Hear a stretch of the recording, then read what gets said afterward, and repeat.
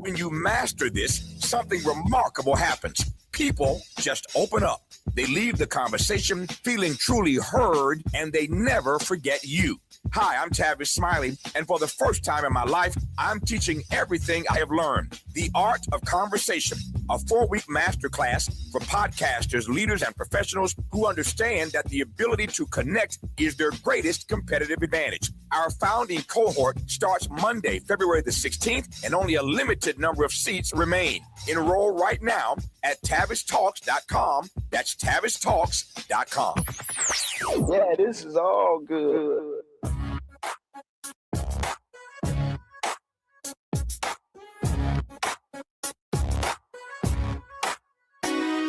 Jesse Jackson Jr. Show. The Jesse Jackson Jr. Show. The Jesse Jackson Jr. Show.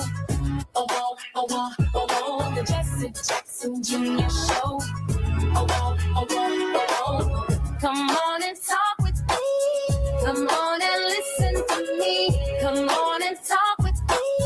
Come on and listen to me. KBLA, Talk 1580, download the app.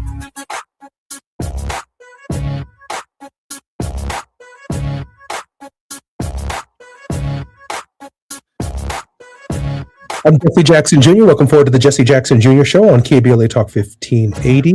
It's February 13th, the 13th day of Black History Month. A month set aside by the late Carter G. Woodson that initially began as a week. And it coincides with the birthday of Abraham Lincoln as well as the birthday of Frederick Douglass. On this day in 1923, the New York Renaissance, the Wrens, the first all-black professional basketball team, was founded by Robert L. Douglas. In 1957, the Southern Christian Leadership Conference was organized in New Orleans with Martin Luther King Jr. elected as its first president. In 1970, in finance, Joseph Searles was admitted as the first black member of the New York Stock Exchange. In 1993, on the question of community, Black Love Day was founded by Ayo Handi Kindi to encourage self-love, community, and the healing of racial trauma. In 1965, in civil rights, Malcolm X's home in New York City was bombed, which was his last public appearance before his assassination 1 week later. In 1892, in the arts, the African-American performers, the World's Fair Colored Opera Company, appeared at Carnegie Hall. The significance of Black Love Day on February 13th, founded in 1993, this day serves as a counter-celebration to Valentine's Day, focusing on 5 tenets: love for the Creator, self, family, community, and the Black race. It promotes love in action and the use of the greeting Nya Akoma, get a heart, patient. I'm Jesse Jackson Jr., listening to the Jesse Jackson Jr. Show on KBLA Talk 1580. We continue our celebration of Black History Month all February long, indeed all year long. In this hour on Fat Meat Fridays, here on the J Lunch Club, our very special regular contributor is none other than Diallo Brooks. With over 25 years of experience in social justice and civil rights, Diallo has been a pivotal figure in promoting policies that foster safe, healthy, and thriving communities. He currently serves as the founder and CEO of Civic Vision Strategies, a strategic consulting firm empowering organizations through transformative leadership, development, and community engagement strategies. As the former Senior Equity Fellow at the Schott Foundation for Public Education, Diallo bridged the gap between national policymakers and grassroots education justice organizations to advance progressive racial justice policies. Diallo, welcome forward to the Jesse Jackson Jr. Show on KBLA Talk 1580. Thanks for having me, Jesse. Diallo, it's always a pleasure. I'm particularly grateful that you're here. In addition to this 100th anniversary celebration of Black History Month, it also occurs in the context of the 250th anniversary of American independence, July 4th, 1776. On July 4th, 2026, we will celebrate, commemorate, resurrect maybe, or even bury the idea that American independence is deeply troubled at this hour. And so a lot of things can happen on July 4th. We've gone through these dates many, many times on the Jesse Jackson Jr. Show. I'm particularly honored that one of our historians, Diallo Brooks, is with us. Diallo, let me ask you a question about the state of education, the state of the Department of Education in the United States on this, its 250th anniversary? Oh, wow. That's a difficult question because I think there's been a lot of work to dismantle the Department of Education in the ways that we've known it, dismantle the systems that were in place to protect children across this country, and the resources moved to local municipalities and to states to support a strong education system in this country. And I think it's a devolution process. We're moving backwards. And I think that around education, we're going to have to lean into the state and local governments to really take up the mantle of protecting, but also moving us forward as we look at what education can be and should be in this country. The U.S. Department of Education was founded, I believe, at the end, maybe even the beginning of the Reagan administration, certainly the end of the Carter administration in 1979. So the idea of developing a single standard of high quality education for all Americans, usually enforced by the federal government in the form of civil rights laws, the Department of Education's capacity not only to give grants and strengthen institutions, but also to hold institutions in the states accountable to laws like civil rights, to laws like desegregation, to laws like the Americans with Disability Act, like the Pre-Child Care Acts that subsequently help young children at their very young ages, including but not limited to vaccines and the general environment that simply surrounds education in the United States. Mm-hmm. That department is now threatened. If it hasn't been completely eradicated, it's certainly being turned on its head by the Trump administration. It's definitely been turned on its head. I mean, they've eliminated staff, cut programs, and the way that they do business is very different from traditionally how it's been done. And so you won't see the civil rights enforcements that we've seen under previous administrations and things of that nature.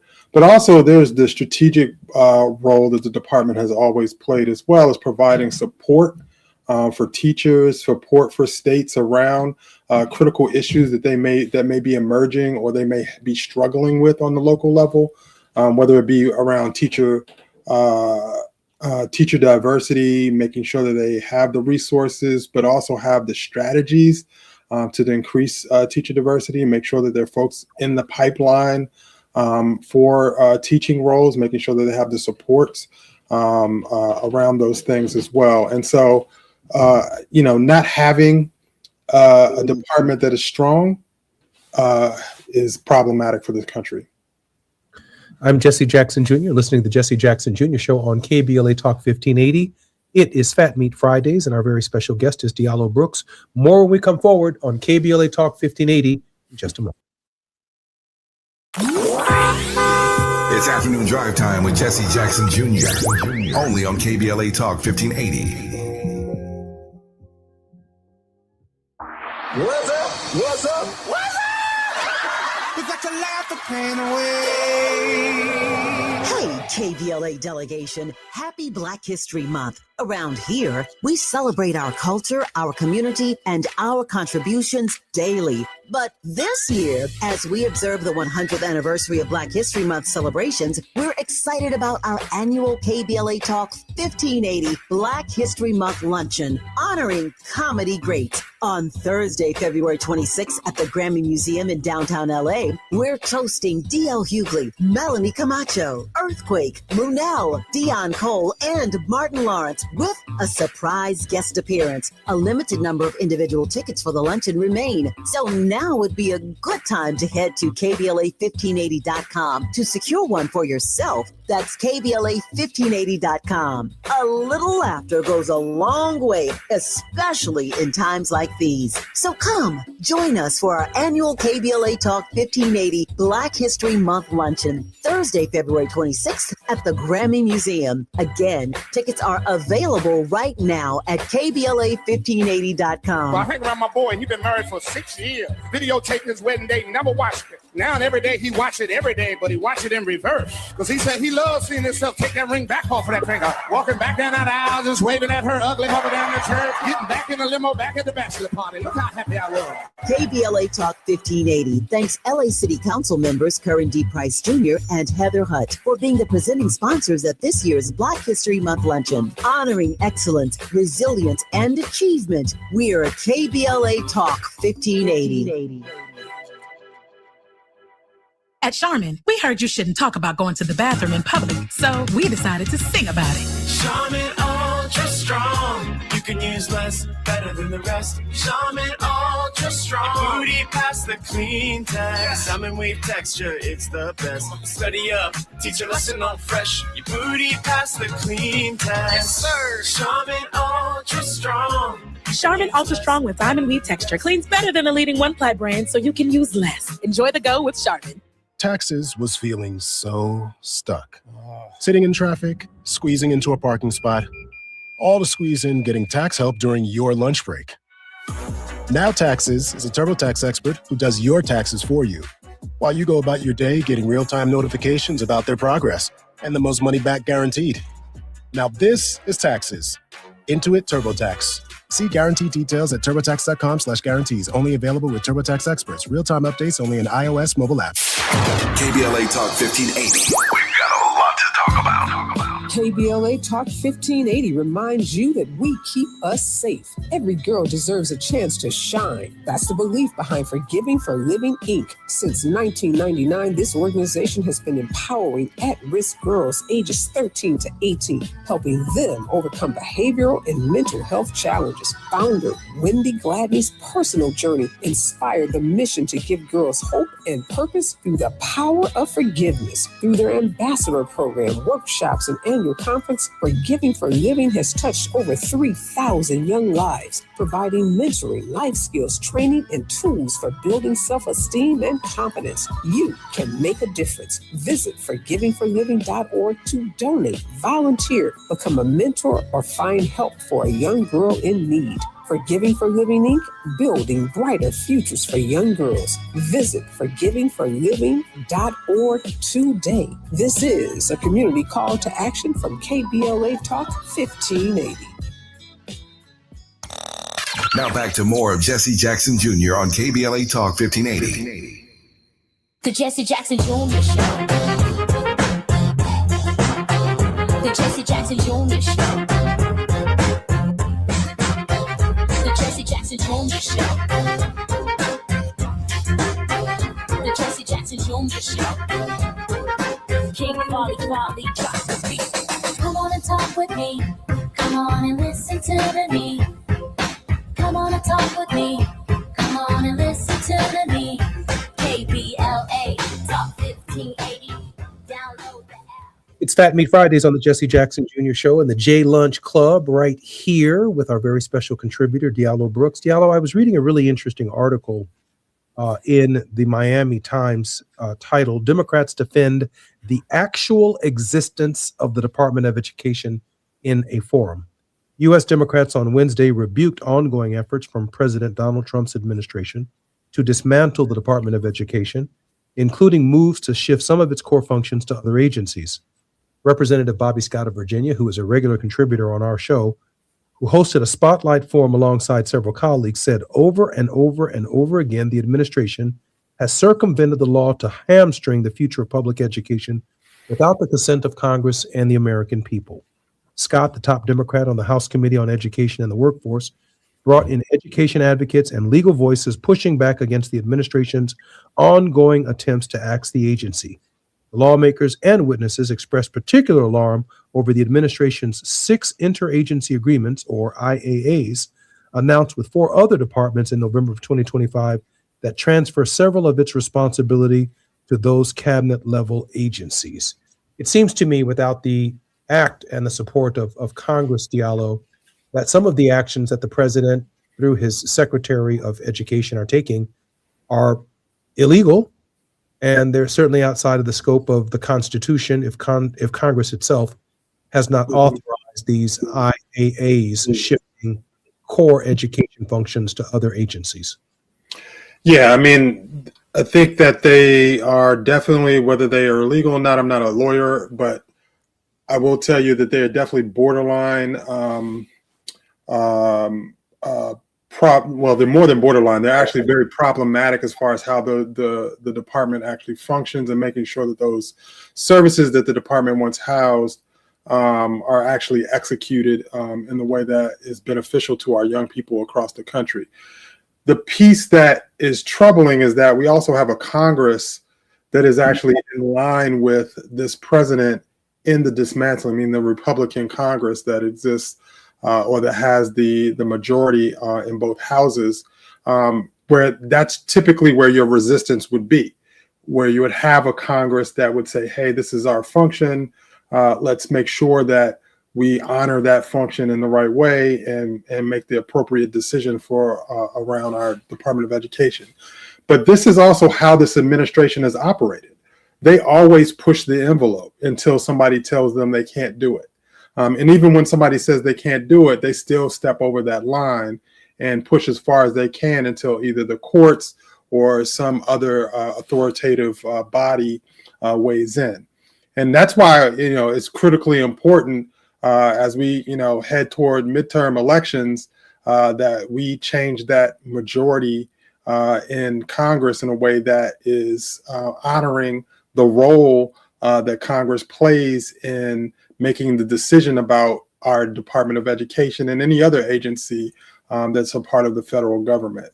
And like I said, this is very problematic. It's very scary, but it's also not surprising because it's been their plan. Project 2025 said this. Reagan has not wanted to dismantle the Department of Education. It is a part of the history of the Republican Party, and we have to understand why they're trying to do this. One, siphon out resources. Two, undermining education across the country for those that can't afford private institutions to educate their children. So we're looking at some kind of elite caste-based education system as the federal Department of Education is zeroed out. And Republicans argue for more and more public funds to private schools with different standards and different levels of accountability. That is, public funds may support, some have argued, private schools, but then these private schools also reserve the right to determine who enters the private schools, to determine the standards, could discriminate on the basis of race, sex, gender, or any of the various other religious litmus tests that may be required to enter their particular institutions of higher education or elementary, if you will, education. And I'm thinking that, of course, one of the great challenges is it bankrupts the idea of the public school system. Definitely. It definitely bankrupts the idea of the public system.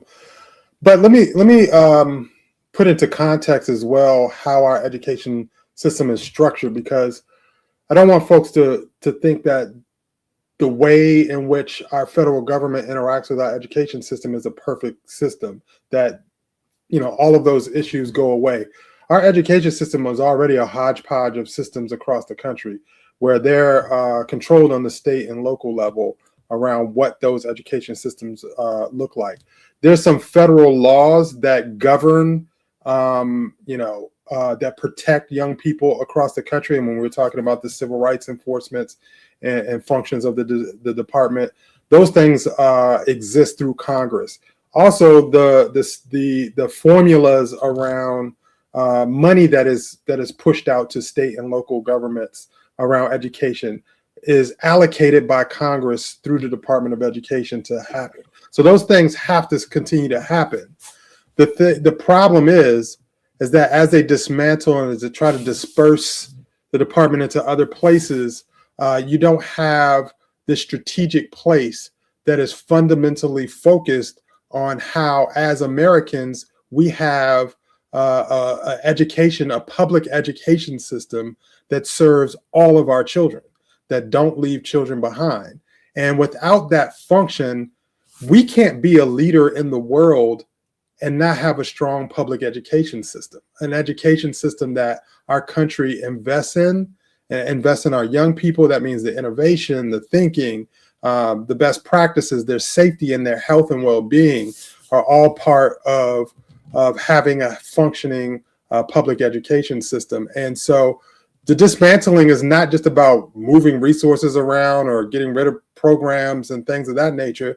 It is really about how we are strategically able to compete in the world when our young people are not getting the best of us, right? The best of us as adults that provide the supports that young people need to thrive in this world. And I think it undermines our standing as a nation in this world. And we'll see the results of that through the dismantling of that. So I'm glad you raised this question of the global education environment, right? You talked about competitiveness in the world, but then that raises, at least from my perspective, a question about curriculum, about what's taking place in schools across this country, even in this greatly fragmented education state, which has largely been locally controlled and locally run, with different tax formulas, different formulas by which education is provided to our children. Sometimes the burden is on property owners. Sometimes the burden is on a combination of businesses that might locate in a community plus property owners, hence lower property taxes, but a greater burden for business to actually encourage and support through taxation policies that do provide high quality education not far from the jurisdictions of business. Now, my concern is, when is the last time American curriculum, K through 12, has changed on any significant level to prepare our children for today's economy? And by that, I mean the global economy. AI is a reality. Our currency is changing. The way in which we pay for things is changing. And yet, if I walked into a K through 12 classroom today, I'm almost as confident, Diallo, as the conversation that we're having here, that not much has changed since I was in school, K through 12, that the same Black History Month celebrations are taking place, that the teacher is still pulling out that same folder of the 30 or 40 Blacks that they put up around the room during Black History Month, and they grab an inventor and talk about that.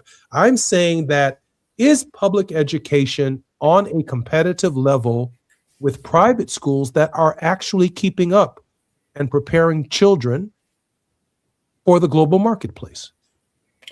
So my short answer is no, but I think that is a hodgepodge across the country. It depends on where you are, where you're located, what zip code you live in. I think we're very overdue, long overdue for revamping and a reimagining of what our public education system should be in this country. What are the tools that young people need in order to be successful, to thrive, to be healthy, to be able to be nimble in a forever changing world, right? What are the skills that they need, both interpersonal skills and specific technical skills, right?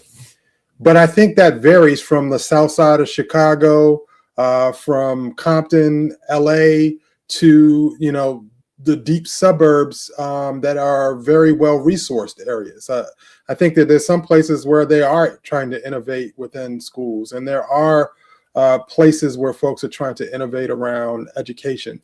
That being said, I think that folks that are in more low income environments, that are in more rural environments, typically get the short end of the stick as far as the resources they need in order to be competitive globally.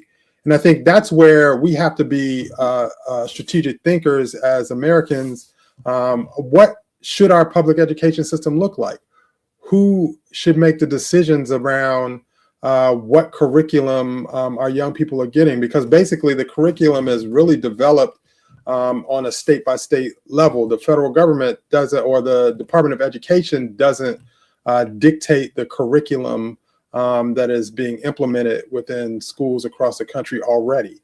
And so I think that there's a necessity around what are the best practices, what are folks innovating around the world, and what are the things that our young people need to learn, and how are they able to learn? What are the tools that they need? It's beyond just the X's and O's, like we say in sports. It's really about what are the cognitive skills that they need in order to be really nimble in this changing environment. I want to make the case for why the Department of Education is so important, because at the local level, there are some elected officials and politicians, generation after generation, who have no interest in a high quality education for every student in the local school. Mm-hmm. In some coal mining counties, for decades, maybe even for a century and a half, the future of a student who graduated from a local high school, if they graduated at all, was to return to the coal mine. There was no expectation that they would leave some parts of Kentucky or some parts of Pennsylvania and become doctors or lawyers and never return to, the idea of black lung disease or to coal mining. And so there's no interest in improving education beyond that which the expectations for how to provide for your family might ultimately be. It would be the federal government that would raise the standards of local education, giving children a chance to get the highest possible education and make a judgment when they graduate from high school or college as to the direction that they want to go. And when you think about segregated schools and what the limitations were, you can only imagine in rural areas where, who's going to run the family farm after you get your education? Well, the expectation is that you'll come back and be in the agricultural business, or you'll know something about agribusiness at the family farm level, which may ultimately be a larger family farm.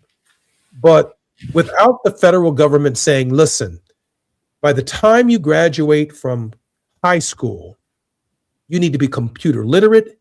You need to have certain algebraic classes that you've completed. You need to have a working knowledge of history.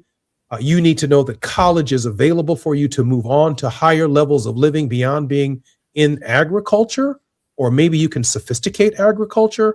My only point is there has to be a national standard that's pushing education to another level. I'm Jesse Jackson Jr. This is the J Lunch Club. It is moving. It is Bet Me Fridays. More when we come forward on KBLA Talk 1580.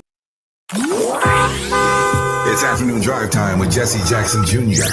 Only on KBLA Talk 1580.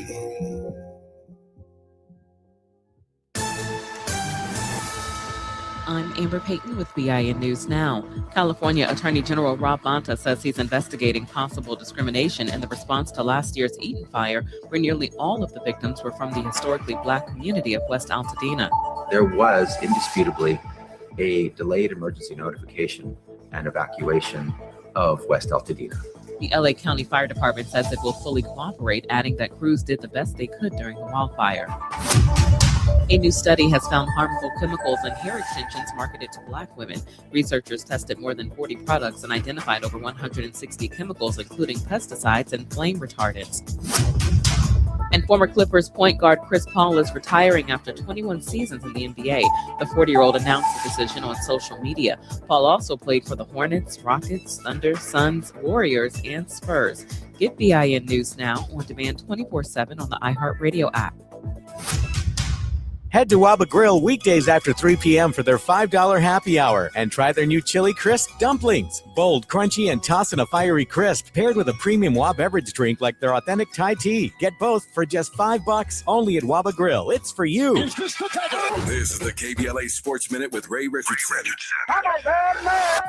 The Lakers got an important win Thursday night heading into the All-Star break. They needed a win after losing their last two at home. The Lakers beat Dallas 124-104, a game in which LeBron made more history. At age 41, LeBron became the oldest NBA player to post a triple-double, 28 points, 12 assists, and 10 rebounds. The Lakers go into the break with a 33-21 record, fifth in the Western Conference. Tonight's NBA HBCU Classic at the Forum will be a conference game for Hampton University and North Carolina A&T. Both schools are now in the Coastal Athletic Conference after being longtime members in the MEAC Conference. This will be the sixth HBCU Classic during NBA All-Star Weekend. The NBA started the event in 2021 with the intent of creating more exposure for HBCU men's basketball programs. 8 o'clock tip-off tonight in Inglewood. No debates, no speculation, just the info you need. That's your KBLA Sports Minute. I'm Ray Richardson on KBLA Talk 1580.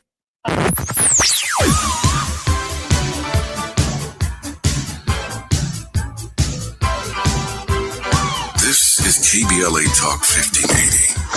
Talk radio that's music to your ears. We're unapologetically progressive. KBLA Talk 1580. Check it out.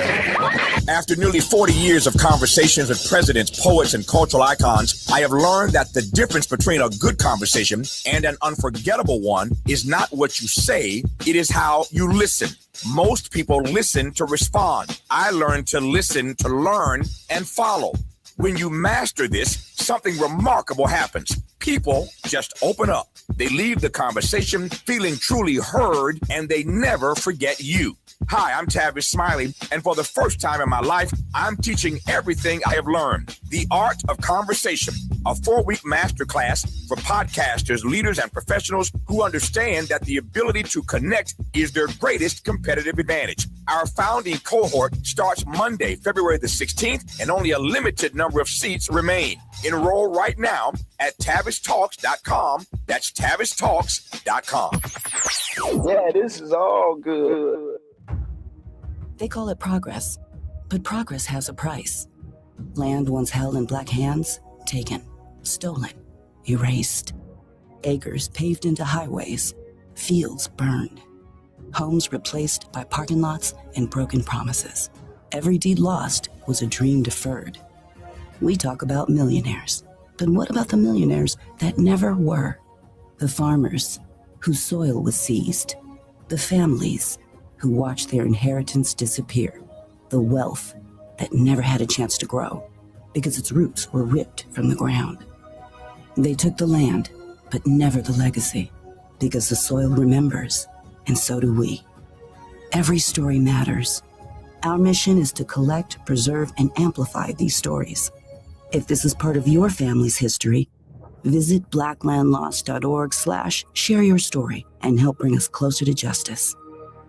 KBLA Talk 1580, connecting you with the world. African Focus Incorporated is a community-based organization whose mission is to bring Africans and African Americans together, lead charitable initiatives on the motherland, and educate people from all walks of life on the beauty, legacy, and opportunity of Africa's 54 nations. And it's that time once again when African Focus is teaming up with KBLA Talk 1580 for our 8th annual African Focus Trailblazers Tour. Travel with us in 2026 when we're headed to the southern African nations of Zambia and Botswana for a historical, cultural, and vacation tour led by me, Dominique DePrima, Cultural Ambassador for African Focus Incorporated. Enjoy luxurious accommodations, conscious fellow travelers, shopping, adventures, cultural tours, wildlife safaris, and a giant waterfall, one of the world's 7 wonders, along with a chance to be of service at an orphanage on the continent. Become an AFI trailblazer by exploring the motherland with a nonprofit organization that has members in Africa and America to help roll out the red carpet for you, and together we'll make a difference and have fun doing it. For more information, visit africanfocus.org or call 310-676-7300. That's 310-676-7300 or africanfocus.org. Whether it's stateside or exploring the diaspora, we're with you every step of the way. African Focus and KBLA Talk 1580. Come go with us. You're listening to Jesse Jackson Jr. on KBLA Talk 1580. The Jesse Jackson Jr. Show. The Jesse Jackson Jr. Show. The Jesse Jackson Jr. Show. The Jesse Jackson Jr. Show. King Quality drops the beat. Come on and talk with me. Come on and listen to me. Come on and talk with me. Come on and listen to me. KBLA Talk 1580. Download that. I'm Jesse Jackson Jr. Welcome aboard to the Jesse Jackson Jr. Show on KBLA Talk 1580. As former senior equity fellow at the Schott Foundation for Public Education, Diallo Brooks bridged the gap between national policymakers and grassroots education justice organizations to advance progressive racial justice policies. His fellowship embedded him with the U.S. Department of Education under the Biden administration, where he served as a senior executive championing community and equity-focused policies Diallo previously served as the Senior Vice President of Programs and Advocacy at the Schott Foundation, leading grant-making and programmatic initiatives for educational equity and justice. At People for the American Way, he was the Senior Director of Field Mobilization, acting as a national spokesperson on civil rights, voting rights, and civic engagement. He led the Defend the Black Vote initiative, successfully engaging millions of Black voters in the 2020 election. Diallo Brooks, welcome forward to the Jesse Jackson Jr. Show. Diallo, I think I have you muted. Sorry, that wasn't me. Not a problem. Hey, Diallo, listen, let's pick up on where we were before the break, and that was that the very nature of a football game is to have a quarterback. Mm-hmm. And even the quarterback reports to the coach, because all of these players on the field don't get to operate separate and apart from the team effort. If America is going to be competitive globally in the area of education, all of these school districts and all of these different curriculi, all of these different funding mechanisms for some schools and other schools, all separate and unequal, how is it possible to move the nation forward when the system itself is designed where some children will never have the same opportunities at the same age in the same classroom as other students who might live in more thriving and prosperous neighborhoods? Yeah, I think that's the problem of our design. And let me just be really, really clear about what the federal government does and what it doesn't do, because I think there's a lot of confusion around the country about that. People don't really understand that. And so, no, the federal government, we were talking about curriculum, does not impose curriculum or academic standards. But what the federal government does do is it creates and works to kind of give guidance on what those standards should be. And some of that is under the Elementary and Secondary Education Act and then the Every Student Succeeds Act, which are acts passed by Congress and then signed by President.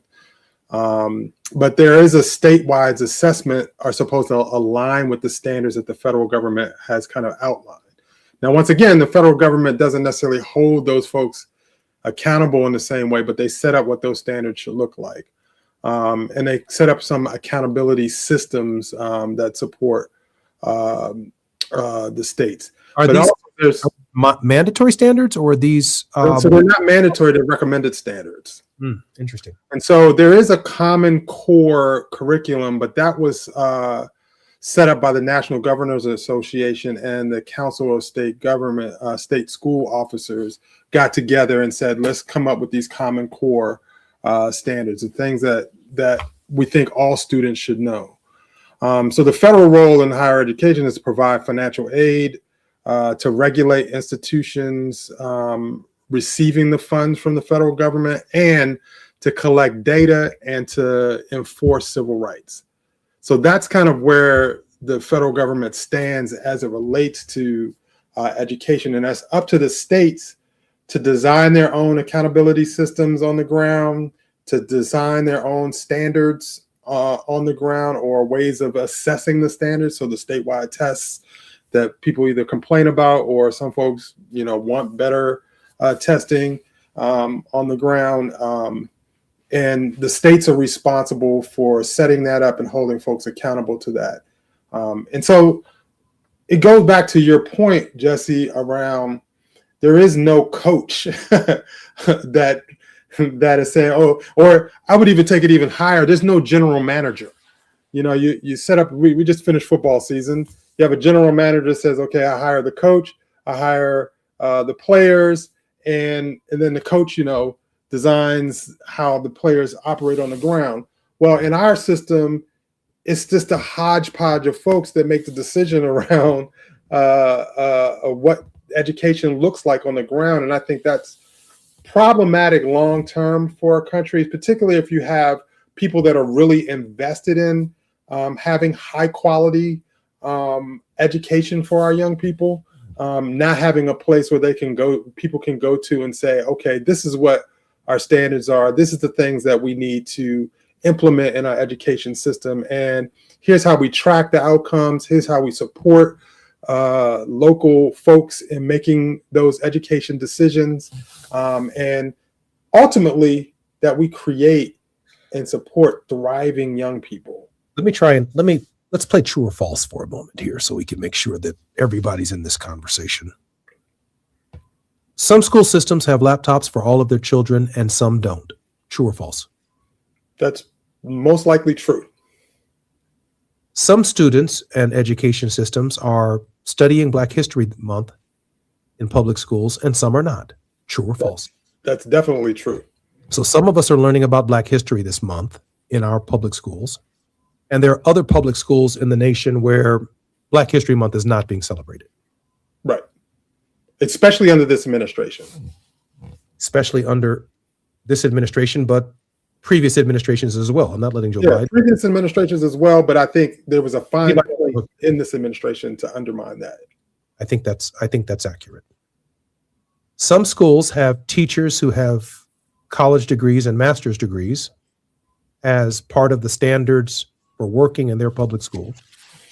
And there are some schools who don't have the same standards. True or false? Yeah, I think there's a mix of standards there. So I think that's true. So a school in a rural area might have a different funding base than, let's say, a school that operates in a neighborhood that is largely based on the tech economy. True or false? True. So those companies might adopt a local school because their children go there and make sure that those schools are completely outfitted with the most modern technology, preparing their children to succeed them across the street at Google or any of the other major corporations that are participating in the global economy. True or false? True. But then if I live next door to a farm or I am miles and miles away from a public education, from a major industry, then the chances are in that particular school, I may be learning more about seasons and about agricultural work than I am about the global economy. True or false? That could be definitely true. So the system itself, both publicly funded and in some cases privately funded, is inherently separate and unequal without a U.S. Department of Education standards at the highest possible quality that the Department of Education can determine to give local school systems something to reach to and reach for, so that a student who graduates in an 8th grade class in this state or in this county is graduating on a comparable level with a student who might be going to high school in Beverly Hills. That's true. Now, of course, this does not have constitutional support. This is kind of congressional prodding through the Department of Education. It's kind of building a more perfect union through the hodgepodge education system that we as Americans have come to know and accept. But most of us as parents, we just know that there's a school near our home, and that's where our children are going to go to school and return home. We've not necessarily reflected upon all that goes into that school or all that is not present in that school simply because of the zip code we live in, correct? True. I'm Jesse Jackson Jr. When we come forward, more with our resident education expert, Diallo Brooks, on the J Lunch Club on Fat Meat Fridays when we come forward on KBLA Talk 1580.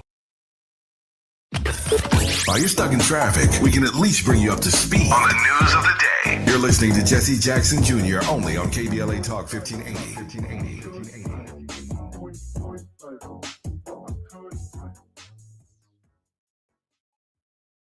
Getting around LA doesn't have to cost a lot. Metro has fares that fit every budget. 20 free rides for qualified riders through the Life Fare program. Free passes for students with GoPass and affordable options for everyone in between. Wherever you're going, Metro's got you covered. Visit metro.net/fare programs. Protect yourself from Medicare card scams. Scammers may call, email, or even knock on your door claiming they need your Medicare info, asking for money or threatening to cancel your benefits. Don't fall for it. It's a scam. Remember, Medicare doesn't need to verify your information. They already have it. Medicare won't charge you for a new card and will never threaten to cancel benefits. Check your Medicare statements for suspicious charges and report scams to the California Senior Medicare Patrol at 1-855-613-7080. We're here to help. Lena Bloom for the Bail Project.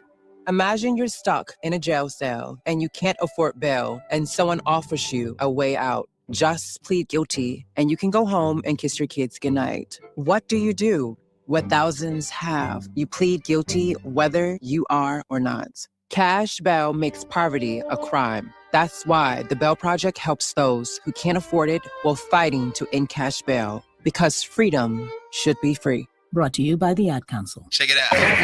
After nearly 40 years of conversations with presidents, poets, and cultural icons, I have learned that the difference between a good conversation and an unforgettable one is not what you say, it is how you listen.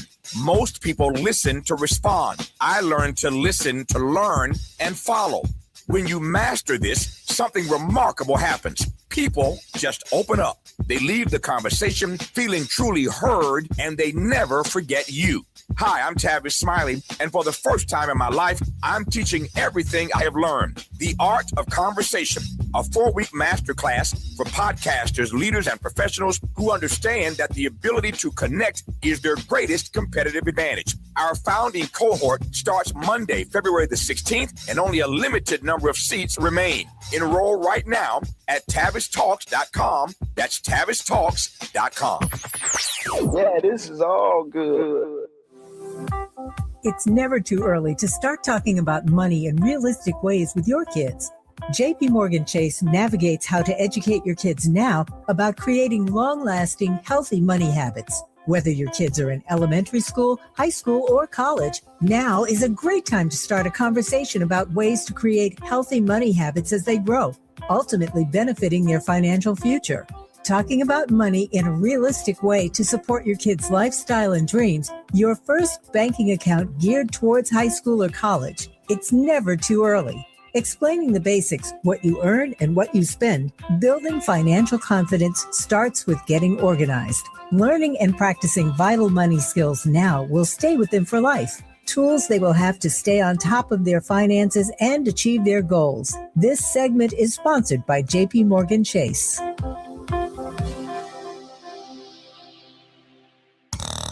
Now back to more of Jesse Jackson Jr. on KBLA Talk 1580. The Jesse Jackson Jr. Show. The Jesse Jackson Jr. Show. The Jesse Jackson Jr. Show. The Jesse Jackson Jr. Show. King Volley, drop the beat. Come on and talk with me. Come on and listen to me. Come on and talk with me. Come on and listen to me. KBLA Talk 1580. Download that. I'm Jesse Jackson Jr. Welcome forward to the Jesse Jackson Jr. Show, where our very special guest is our education. I don't want to call him an education consultant. He's just an education expert. He's worked in the department. He's worked in the private sector. He knows exactly what the separate and unequal nature of American education is, and I'm proud to call him my friend. Diallo, welcome forward to the Jesse Jackson Jr. Show. Thank you, Jesse. Diallo, the system is inherently broken with lots of inefficiencies in light of the previous interrogation that I think I offered you with the true and false narratives. And I say that to say that when it comes to the idea, for example, of building highways and interstate systems, all of the states have come together to agree that this is what an exit looks like. This is what a stop sign looks like. This is what stoplights look like. This is what it means to go across railroad tracks and the behavior of motor vehicles on or near railroad tracks. There seems to be a more perfect union when it comes to transportation. There's a more perfect union if I take off from O'Hare Airport at land in Washington, Reagan, or LAX, or San Francisco, SFO. But when I take off from Chicago, there's a reasonable assurance that the runway I'm going to land on, protected and built by the federal government, is going to be the same length as the one I departed from. The pilots in those aircraft are reasonably assured that that's going to be the case. They won't suddenly land at SFO or LAX and there's half a runway there. We're very serious about aviation. But when it comes to public education, this school has basketball coaches and football coaches and fencing coaches and martial arts classes and ballet classes and music and art and multiple languages, Greek, Latin, French, and English.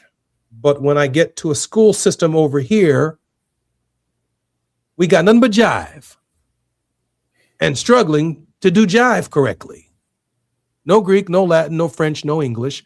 Public school, but simply because of the zip code that I live in, what is being offered to my child is fundamentally different than can be offered in another public education system. That's point one. And then point number two, real estate.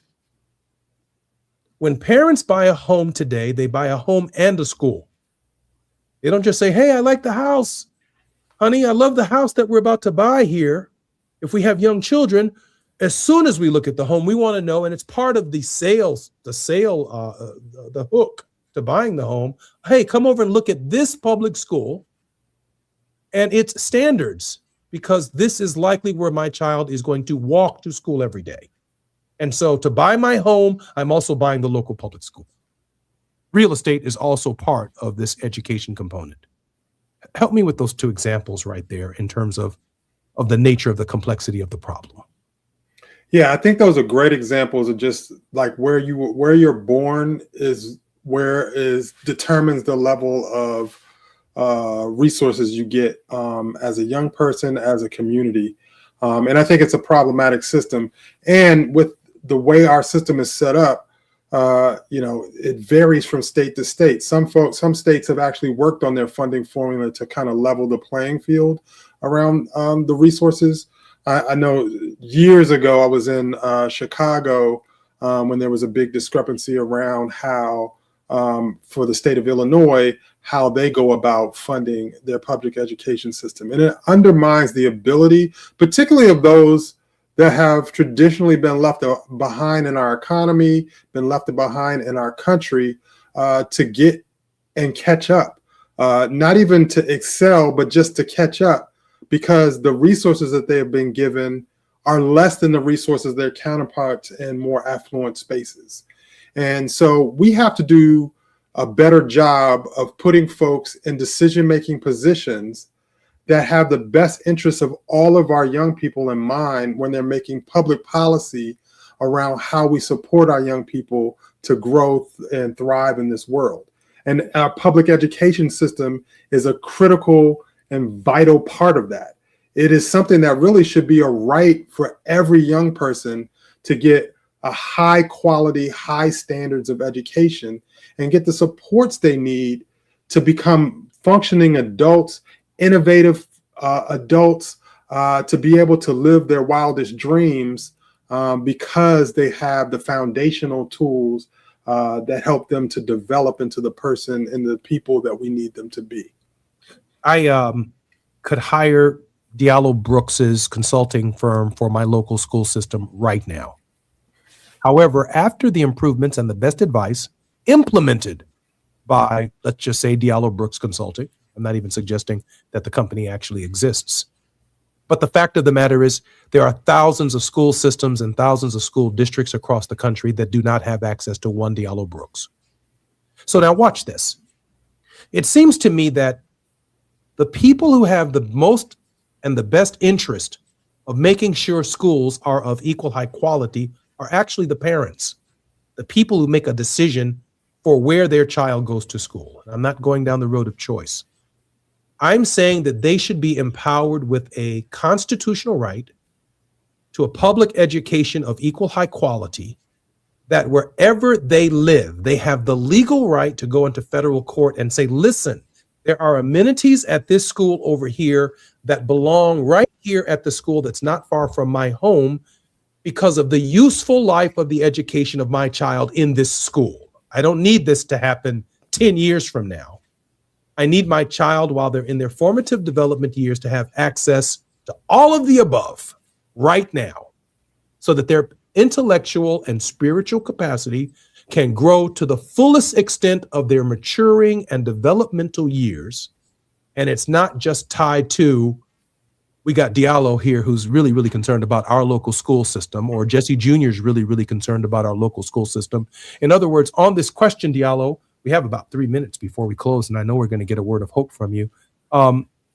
This all boils down to a nation's commitment to build a more perfect union, which could represent hundreds of thousands of jobs, not only in construction, but in teaching, just to achieve this national goal. If we can shoot a man to the moon and make it a national goal during the Kennedy administration, we can certainly build these schools of equal high quality and put every single American to work, promising a future for our children that would be, at this point, unimaginable.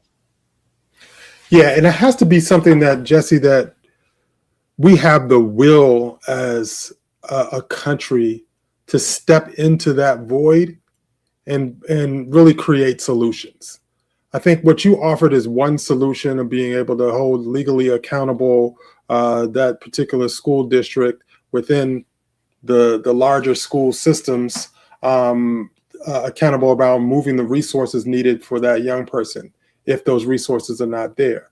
But it also takes a lot of forward thinking about really reimagining what we want our young people to come away with from having educational experience, right? And I don't say a system because it sounds so like draconian and something that's forced, but really like imagining what we can, like, we are taught in certain spaces to just open up your imagination to all the possibilities. And we need leaders that are able to open up their minds to all of the possibilities about how we can create thriving environments for our young people and move resources to make that happen. That's exactly what we need to do. And we are capable of doing it. It just takes the will to make it happen. I'm Jesse Jackson Jr., listening to the Jesse Jackson Jr. Show. This is the J Lunch Club. Our regular contributor is one of the great minds in education reform in the nation. He's fought for civil rights and social justice and educational equity across this nation. I'm particularly proud to call Diallo Brooks my friend. More when we come forward on KBLA Talk 1580. It's Fat Meat Fridays. Our creator, Gina Towns, along with Reverend Nix, will be with us shortly when we come forward. KBLA 1580 Santa Monica. I'm Amber Payton with BIN News Now. California Attorney General Rob Bonta says he's investigating possible discrimination in the response to last year's Eaton fire, where nearly all of the victims were from the historically Black community of West Altadena. There was indisputably a delayed emergency notification and evacuation of West Altadena. The LA County Fire Department says it will fully cooperate, adding that crews did the best they could during the wildfire. A new study has found harmful chemicals in hair extensions marketed to Black women. Researchers tested more than 40 products and identified over 160 chemicals, including pesticides and flame retardants. And former Clippers point guard Chris Paul is retiring after 21 seasons in the NBA. The 40-year-old announced the decision on social media. Paul also played for the Hornets, Rockets, Thunder, Suns, Warriors, and Spurs. Get BIN News Now on demand 24/7 on the iHeartRadio app. Head to Waba Grill weekdays after 3 p.m. for their $5 happy hour and try their new Chili Crisp dumplings. Bold, crunchy, and tossed in a fiery crisp, paired with a premium Waba beverage drink like their authentic Thai tea. Get both for just $5 only at Waba Grill. It's for you. This is the KBLA Sports Minute with Ray Richardson.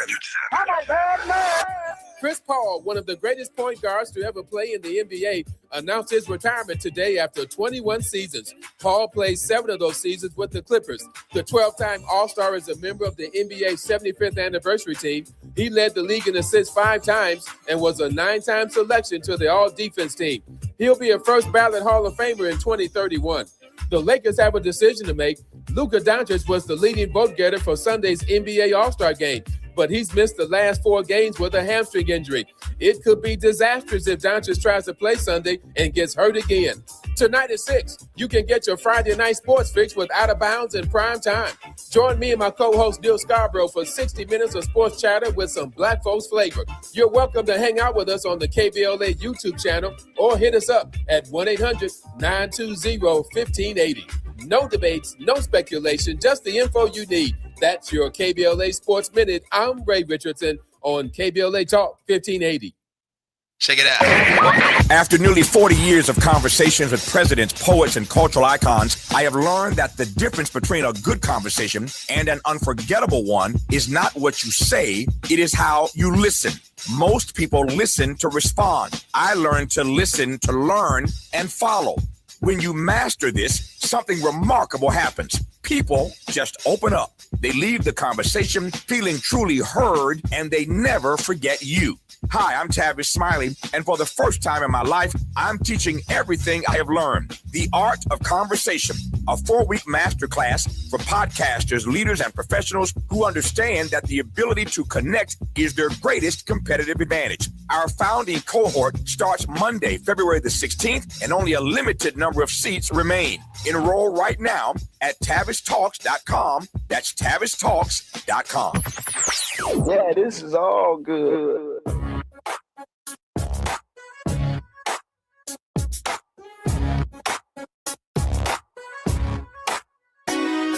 Jesse Jackson Jr. Show.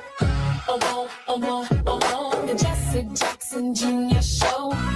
Oh, oh, oh, the Jesse Jackson Jr. Show. Oh, oh, oh, the Jesse Jackson Jr. Show. Oh, oh, come on and talk with me. Come on and listen to me. Come on and talk with me. Come on and listen to me. KBLA, Talk 1580, download the app.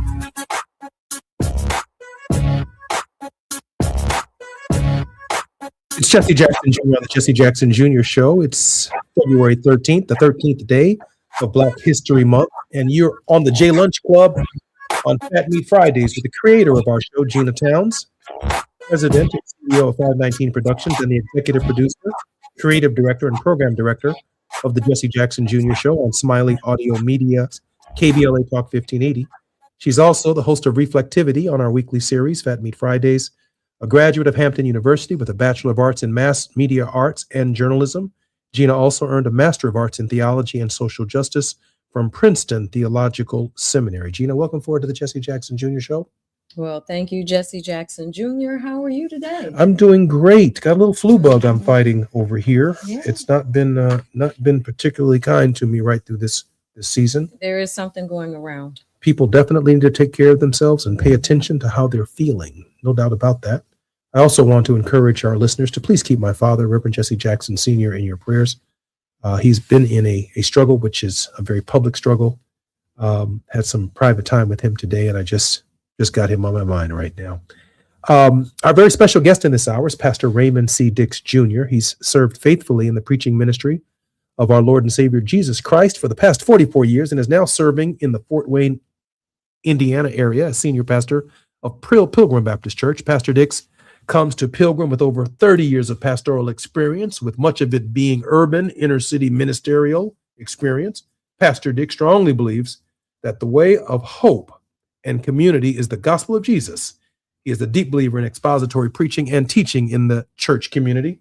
And for those of you on the 405, the 101, the 10, the 5, the 110, and the 118, we need to hear a word from Pastor Dix today. Pastor Dix, welcome forward to the Jesse Jackson Jr. Show. Good afternoon, my brother. It's good to be here, and thank you so much for having us. I am so grateful. I'm so grateful that you pop in with us on Fridays. You really get me to my weekend. Gina, the great Pastor Dix is with us from Fort Wayne, Indiana. Listen, I am on the back end of whatever it is you might be battling yourself now with this cold thing, man. For like 2 weeks.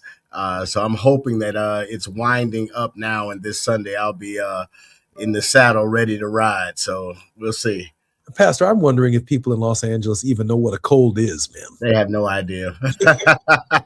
They don't know what it's like to live in a state like Indiana, Illinois, where you have all 4 seasons in one day. I mean, going in and out of buildings, in and out of heat and cold. I mean, come on now. Yeah. I mean, well, at least we have a chance for things to properly die, like go dormant. You have some states where it's so humid that it's kind of moldy, in my estimation. I didn't call any states, but you know who you are if you're listening.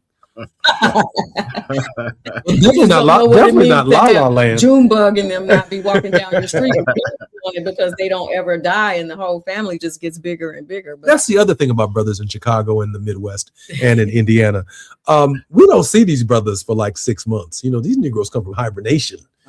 This cold runs everybody indoors, and then they come out like, well, they come out, man, when the weather changes. It's like, bro, you still here? You're right. You are right. Pastor Dix, there's a lot going on in the world. Deeply troubling revelations since we last talked. We've seen the president of the United States offer some pretty mean memes of the president of the United States, former President Barack Obama. We have seen just a viciousness at every level. My brother had the opportunity to pray at the prayer breakfast, and boy, he put one on him in terms of his moral failings. And I was particularly proud of him. But there's got to be a lot going on in your mind too, Pastor. Share with us some of your thoughts at this hour. Well, there is, and certainly I stand, unsurprised by what is happening in our world, and largely because we live in a world that is perishing. One of the toughest things to do is to live your theological paradigm in a world like this, where people are unapologetically evil, unapologetically mean, and yet trying to live that your theological reality in such a world places a heavy burden on one's soul. And so we actually begin to feel like there is no hope. And that's the attack of the enemy against the ideal of hope and keeping our faith and our eyes fixed on our blessings. Mm-hmm. Gina? Well, you just said a whole mouthful, and I can't wait for us to unpack it properly when we come forward from the break. But first and foremost, we just got done talking about all of us ailing, and the heavy load that you just talked about also affects us spiritually. It affects us in every single way, and it bears down on your resistance. And so, you can be taking all the vitamins in the world, but the stress of today's world and that inherent evil that you just talked about, how people don't want to stop for the stop sign and get mad because you do, or whatever it is, they're standing in line. They don't want to stand in line at the grocery store. Nobody smiles at anybody. Nobody's even nice to the elderly or children anymore. And I don't, when I say nobody, of course, if you're listening, and you say, I'm good for you. And that's as we should be. We should continue to set that model. But thank you for, setting the stage for us so that we could really talk about that load. And as I describe it, I feel like sometimes that the earth is groaning. I think that's right. Gina, I want to share with Pastor Dix that earlier in the week, we talked about the president of the United States differentiating him from the Republican Party, but as an individual. And the term that came to mind for me, Pastor, was legion. That there's so many different spirits in the man, but it all comes together in one person. And we don't know what spirit, pigs in a parlor, we don't know what spirit is going to present itself at any given day. But how do we refer to him? How do we see him? I don't see him anything as other than legion at this point, or there are many, but there is one. I'm Jesse Jackson Jr., listening to the Jesse Jackson Jr. Show on KBLA Talk 1580. It's Fat Meat Fridays with Gina Towns, our very special guest, Pastor Raymond C. Dix Jr. More when we come forward on KBLA Talk 1580. It's Afternoon Drive Time with Jesse Jackson Jr. Only on KBLA Talk 1580. What's up? What's up? What's up? We got to laugh the pain away. Hey, KBLA delegation, happy Black History Month. Around here, we celebrate our culture, our community, and our contributions daily. But this year, as we observe the 100th anniversary of Black History Month celebrations, we're excited about our annual KBLA Talk 1580 Black History Month Luncheon, honoring comedy greats. On Thursday, February 26th at the Grammy Museum in downtown LA, we're toasting D.L. Hughley, Melanie Camacho, Earthquake, Munell, Dion Cole, and Martin Lawrence with a surprise guest appearance. A limited number of individual tickets for the luncheon remain, so now would be a good time to head to KBLA1580.com to secure one for yourself. That's KBLA1580.com. A little laughter goes a long way, especially in times like these. So come, join us for our annual KBLA Talk 1580 Black History Month luncheon, Thursday, February 26th at the Grammy Museum. Again, tickets are available right now at KBLA1580.com. Well, I hang around my boy. He's been married for 6 years. Videotaped his wedding day, never watched it. Now and every day he watch it every day, but he watch it in reverse. Because he said he loves seeing himself take that ring back off of that finger. Walking back down that aisle, just waving at her ugly mother down the church, getting back in the limo back at the bachelor party. Look how happy I was. KBLA Talk 1580 thanks LA City Council members Curran D. Price Jr. and Heather Hutt for being the presenting sponsors at this year's Black History Month luncheon. Honoring excellence, resilience, and achievement, we're KBLA Talk 1580. At Charmin, we heard you shouldn't talk about going to the bathroom in public, so we decided to sing about it. Charmin Ultra Strong. You can use less, better than the rest. Charmin Ultra Strong. Booty past the clean test. Salmon weave texture, it's the best. Study up, teach a lesson on fresh. Your booty past the clean test. Yes, sir. Charmin Ultra Strong. Charmin Ultra Strong with diamond weave texture cleans better than the leading one-ply brand, so you can use less. Enjoy the go with Charmin. KBLA Talk 1580. We've got a lot to talk about. KBLA Talk 1580 reminds you that we keep us safe. Every girl deserves a chance to shine. That's the belief behind Forgiving for Living, Inc. Since 1999, this organization has been empowering at-risk girls ages 13 to 18, helping them overcome behavioral and mental health challenges. Founder Wendy Gladney's personal journey inspired the mission to give girls hope and purpose through the power of forgiveness. Through their ambassador program, workshops, and annual conference, Forgiving for Living has touched over 3,000 young lives, providing mentoring, life skills, training, and tools for building self-esteem and confidence. You can make a difference. Visit forgivingforliving.org to donate, volunteer, become a mentor, or find help for a young girl in need. Forgiving for Living, Inc., building brighter futures for young girls. Visit forgivingforliving.org today. This is a community call to action from KBLA Talk 1580. Now back to more of Jesse Jackson Jr. on KBLA Talk 1580. The Jesse Jackson Jr. Show. The Jesse Jackson Jr. Show. The Jesse Jackson Jr. Show. The Jesse Jackson Jr. Show. King Quality drops the beat. Come on and talk with me. Come on and listen to me. Come on and talk with me. Come on and listen to me. KBLA Talk 1580. I'm Jesse Jackson Jr., listening to the Jesse Jackson Jr. Show on KBLA Talk 1580. Les Bovia, Barbara Jean. Welcome to the Jesse Jackson Jr. Show on this day, February 13th, in basketball, civil rights, finance, community, human rights, and arts. We made a contribution. 1923, in basketball, the New York Renaissance, the Wrens, the first all-black professional basketball team, was founded by Robert L. Douglas. In 1957, on this date, civil rights, the Southern Christian Leadership Conference, SCLC, was organized in New Orleans with Dr. Martin Luther King Jr., elected as its first president. In 1970, in finance, Joseph Searles was admitted as the first black member of the New York Stock Exchange. Imagine that. 1970, the first time we made it to the stock exchange. 1993, in community, Black Love Day was founded by Ayo Handi Kindi to encourage self-love, community, and the healing of racial trauma. In 1965, in civil rights, Malcolm X's home in New York City was bombed, which was his last public appearance before his assassination 1 week later. In 1892, in the arts, the first African-American performers, the World's Fair Colored Opera Company, appeared at Carnegie Hall. And the significance of Black Love Day on February 13th, founded in 1993.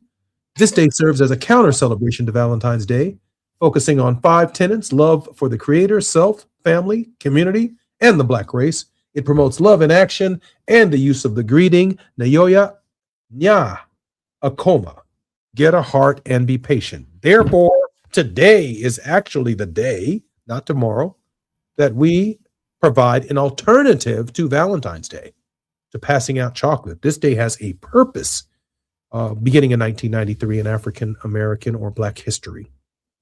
Reverend Dix is our very special guest in this hour. Gina, Reverend Dix is here. Reverend Dix is here.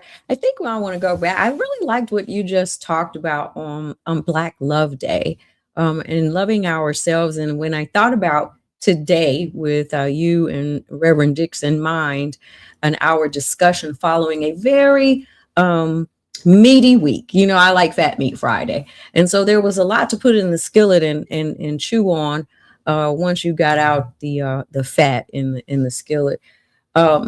This whole idea of having tenets for ourselves, love, the creator, self, family, community, and the Black race, highlighted by love in action. And I mean, love is an action. And I think, when I looked at Reverend Dix's bio, which if you are listening, his favorite passage of scripture is, "But we have this treasure in jars of clay to show that the surpassing power belongs to God and not to us." And I wanted him to take some time and lay that out for us today, because we have within us, we've talked about, Reverend Dix, over the week, what are we going to do? What should we do? How should we do it?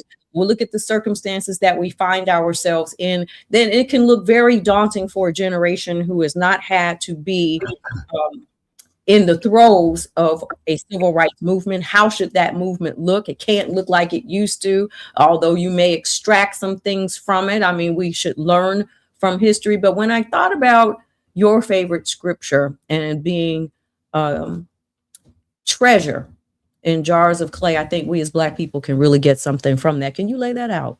Sure. Thank you so much. I can say that probably in the last 15 or 20 years, that particular passage has become my favorite passage of scripture. And here's the reason why.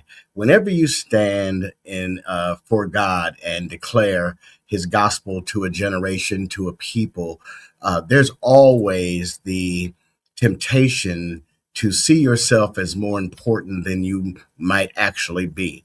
And that scripture reminds me that I am but a vessel of clay. When you unpack the Greek there, I believe, and perhaps Jesse Jr. can help me on that, but you unpack the Greek there, it really kind of means that a pot that is cracked or that is marred or messed up. And so I preached a sermon once from that text, and it said, good news from a cracked pot, and that's essentially what I reminded myself that I am. I am grateful that God uses me. I'm amazed that he uses me. I know that I'm so undeserving in everything that he has done in my life. But at the same time, I am humbled by this calling, by this burden of sharing the gospel with the world. And I don't ever want to forget that God is the only one that can really take someone who has brokenness in their life and pour out his truth, his objective truth, the story of Jesus, the gospel. So I think that's kind of what Paul had in mind when he was saying, we have this treasure, this gospel in cracked pots. We're leaky. We messed up. And I'll finish with this. My grandmother had a Kool-Aid pitcher. Now, some of you may not be old enough to remember Kool-Aid, but we used to always have some Kool-Aid in the refrigerator. And in that Kool-Aid pitcher, I looked at it, was years old. It had scraped. The top didn't fit right. And one day I said to her, I said, Graham, here's the problem. The top doesn't fit on the Kool-Aid. I have to be extra careful when I pour it that the top doesn't come off. And she looked at me, and said something very deep that probably she didn't even realize how deep it was. She was saying, she said, boy, that pitcher only has one job, and that's to keep Kool-Aid cold and keep it from leaking all over her refrigerator. So what I'm saying is that we don't often look polished as we maybe should. But the job we have is the gospel is so powerful that it overcomes our deficiencies to help people come to know who Jesus really is. And that's kind of why that's my favorite scripture.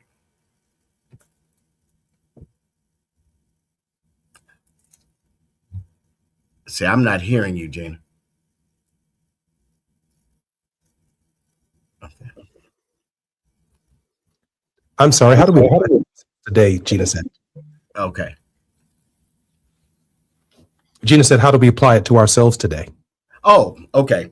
So here's the thing. I think those of us who work on the behalf of others in particular have to remember with humility that God didn't have to choose us, which ought to make us thankful that he did, and to keep focused on our calling and what we should be about. And that's his word first and foremost. And I think for the persons that listen and come and I don't like really use this word average Christian, but for lack of a better one right now, for Christians who populate our pews and our churches and things like that, I think it is a calling to remember that when you take the witness of Christ into the world, you don't have to worry about having all your ducks in a row.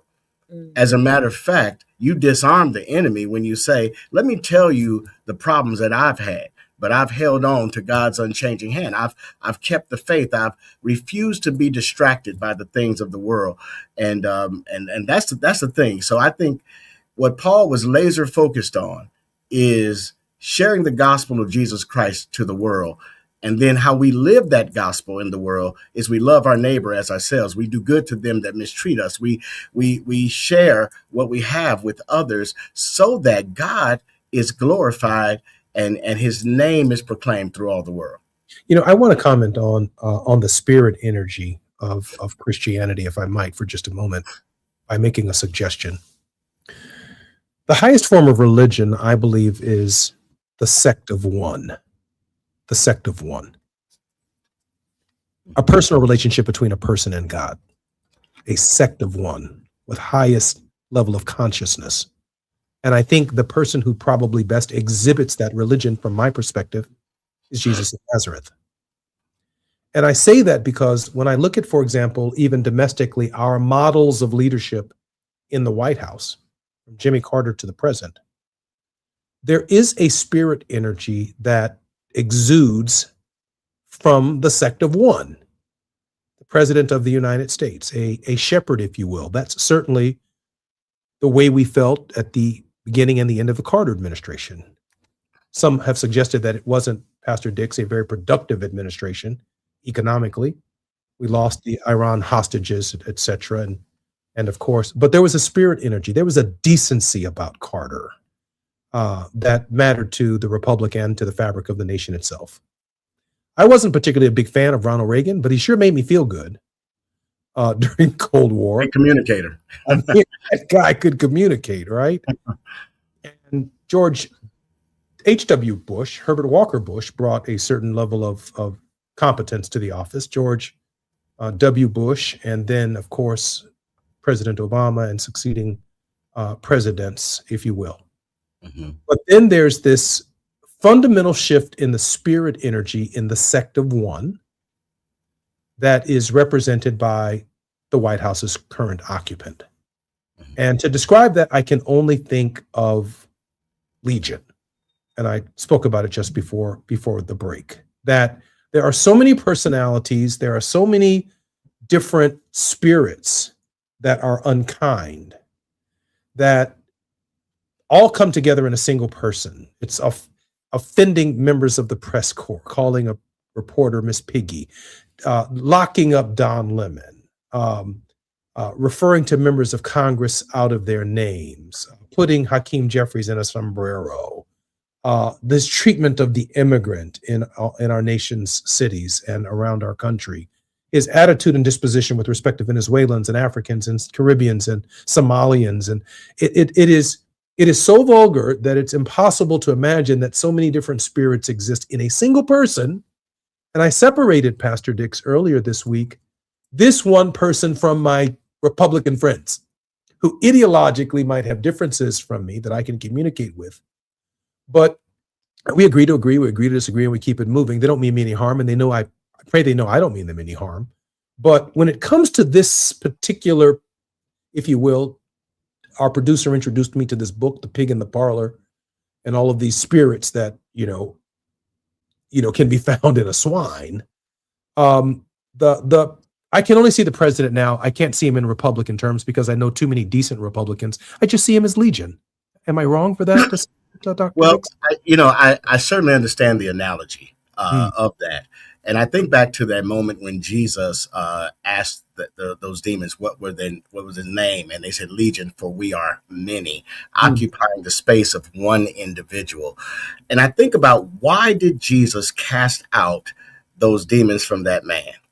And I have to believe that part of his purpose was that if he allowed those demons to reside there, those who were with him on his mission, who were walking with him, would somehow be distracted by the fact that this person who is cutting himself and doing these things and has been wailing all night long would continue to be a distraction to the mission of Christ.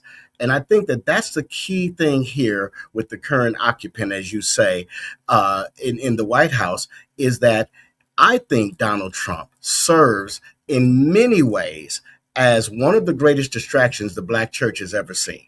And I think that what God is doing is saying that you have to get back to me. You have to come back to me. You have to refocus on the fact that you've got children in the Black community right here in Fort Wayne that can't read in the 3rd grade.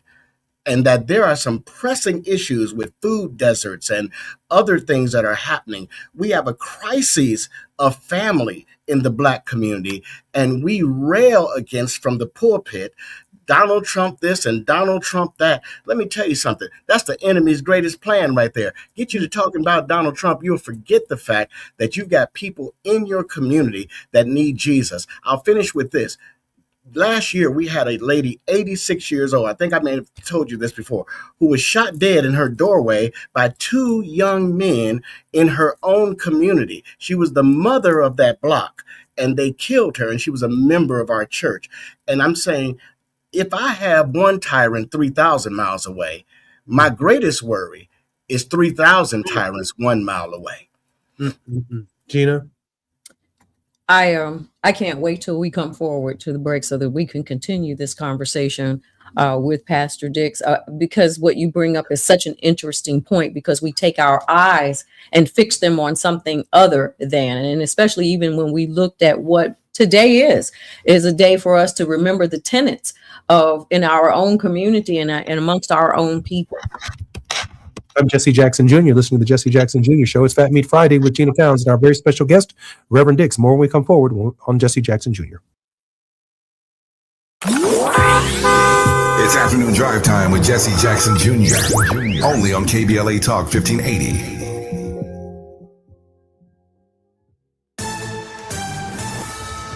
Amber Payton with BIN News Now. Nearly 24 Buddhist monks wrapped up their walk for peace in Annapolis on Thursday, drawing thousands to the State House. The monks began their journey in Texas in October, reached D.C. earlier this week, then continued into Maryland. No one can do this for us. We have to do it ourselves. They were welcomed by Lieutenant Governor Aruna Miller and later had a private lunch with Black Governor Wes Moore and First Lady Dawn Moore. Former CNN anchor Don Lemon has pleaded not guilty to federal charges tied to an anti-ICE protest at a Minnesota church last month. Lemon says he was there reporting as an independent journalist. And New York's Attorney General says an investigation found Buffalo Public Schools disproportionately suspended students of color and those with disabilities. The report shows Black and Latino students were more likely to be suspended for minor issues like tardiness. The district will now be monitored for 4 years under an agreement with the AG's office. Get BIN News Now on demand 24/7 on the iHeartRadio app. Head to Waba Grill weekdays after 3 p.m. for their $5 happy hour and try their new Chili Crisp dumplings. Bold, crunchy, and tossed in a fiery crisp, paired with a premium Wa beverage drink like their authentic Thai tea. Get both for just $5 only at Waba Grill. It's for you. This is the KBLA Sports Minute with Ray Richardson. Chris Paul, one of the greatest point guards to ever play in the NBA, announced his retirement today after 21 seasons. Paul played 7 of those seasons with the Clippers. The 12-time All-Star is a member of the NBA's 75th anniversary team. He led the league in assists 5 times and was a 9-time selection to the All-Defense team. He'll be a first-ballot Hall of Famer in 2031. The Lakers have a decision to make. Luka Doncic was the leading vote-getter for Sunday's NBA All-Star game, but he's missed the last 4 games with a hamstring injury. It could be disastrous if Doncic tries to play Sunday and gets hurt again. Tonight at 6, you can get your Friday night sports fix with Out of Bounds in prime time. Join me and my co-host Neil Scarborough for 60 minutes of sports chatter with some Black folks flavor. You're welcome to hang out with us on the KBLA YouTube channel or hit us up at 1-800-920-1580. No debates, no speculation, just the info you need. That's your KBLA Sports Minute. I'm Ray Richardson on KBLA Talk 1580.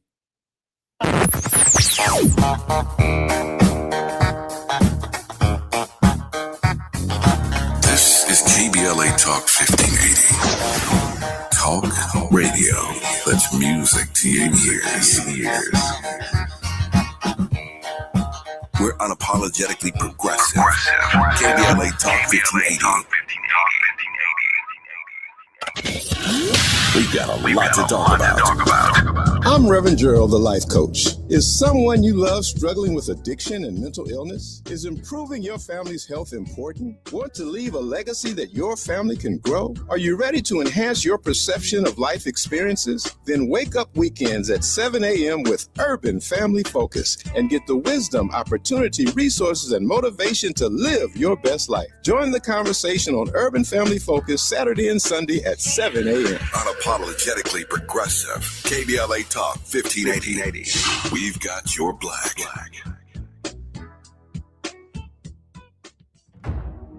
They call it progress, but progress has a price. Land once held in black hands, taken, stolen, erased. Acres paved into highways, fields burned. Homes replaced by parking lots and broken promises. Every deed lost was a dream deferred. We talk about millionaires, but what about the millionaires that never were? The farmers whose soil was seized. The families who watched their inheritance disappear. The wealth that never had a chance to grow because its roots were ripped from the ground. They took the land, but never the legacy, because the soil remembers, and so do we. Every story matters. Our mission is to collect, preserve, and amplify these stories. If this is part of your family's history, visit blacklandlost.org/share your story and help bring us closer to justice. Taxes was feeling so stuck. Sitting in traffic, squeezing into a parking spot, all to squeeze in getting tax help during your lunch break. Now Taxes is a TurboTax expert who does your taxes for you, while you go about your day getting real-time notifications about their progress and the most money back guaranteed. Now this is Taxes. Intuit TurboTax. See guarantee details at turbotax.com/guarantees. Only available with TurboTax experts. Real-time updates only in iOS mobile app. KBLA Talk 1580, connecting you with the world. African Focus Incorporated is a community-based organization whose mission is to bring Africans and African Americans together, lead charitable initiatives on the motherland, and educate people from all walks of life on the beauty, legacy, and opportunity of Africa's 54 nations. And it's that time once again when African Focus is teaming up with KBLA Talk 1580 for our 8th annual African Focus Trailblazers Tour. Travel with us in 2026 when we're headed to the Southern African nations of Zambia and Botswana for a historical, cultural, and vacation tour led by me, Dominique DePrima, Cultural Ambassador for African Focus Incorporated. Enjoy luxurious accommodations, conscious fellow travelers, shopping, adventures, cultural tours, wildlife safaris, and a giant waterfall, one of the world's 7 wonders, along with a chance to be of service at an orphanage on the continent. Become an AFI Trailblazer by exploring the motherland with a nonprofit organization that has members in Africa and America to help roll out the red carpet for you, and together we'll make a difference and have fun doing it. For more information, visit africanfocus.org or call 310-676-7300. That's 310-676-7300 or africanfocus.org. Whether it's stateside or exploring the diaspora, we're with you every step of the way. African Focus and KBLA Talk 1580. Come go with us. You're listening to Jesse Jackson Jr. on KBLA Talk 1580. The Jesse Jackson Jr. Show. The Jesse Jackson Jr. Show. The Jesse Jackson Jr. Show. The Jesse Jackson Jr. Show. King Quality drop the beat. Come on and talk with me. Come on and listen to the me. Come on and talk with me. Come on and listen to the me. KBLA Talk 1580. Download that. I'm Jesse Jackson Jr. It's Fat Meat Fridays on the Jesse Jackson Jr. Show with Gina Towns, our creator and host of Fat Meat Fridays. Our very special guest is Pastor Raymond C. Dix Jr. Pastor Dix currently holds many certifications and recognitions for his years of service, as well as a bachelor's degree in biblical studies from Indiana Wesleyan University. He's currently pursuing an MDiv degree with the intention of completing doctoral studies as well. Pastor Dix is also a member of the A Phi A Fraternity Incorporated. Pastor Dix has never shied away from tough issues. One of them is, why did he pledge A Phi A? I'll